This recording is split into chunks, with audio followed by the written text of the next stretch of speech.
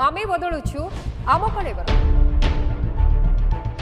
आपण देखिबे नुआ जुगर नुआ खबर अविरत खबर केवल आपण कारण आमे परा आपण को सुर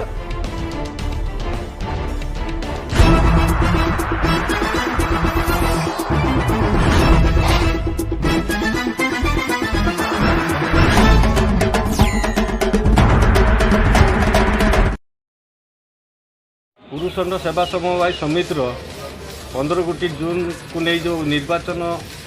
आरंभ होता सेठारे 4 गोटी निर्द्वंद विजय लाभ करते भितर विजु जनता दल समर्थित 3 गोटी जून में विजय लाभ करता विरोधी दल भाव में गोटे जून अख्तियार से करते आमर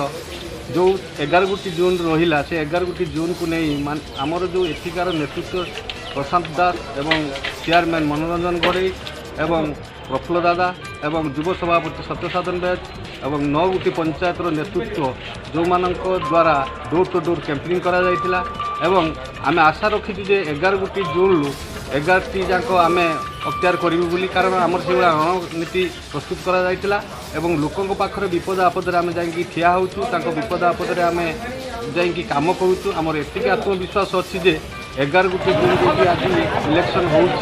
11 गोटी जून आम अख्तियार करूँ एटार कौन द्वंद्व ना।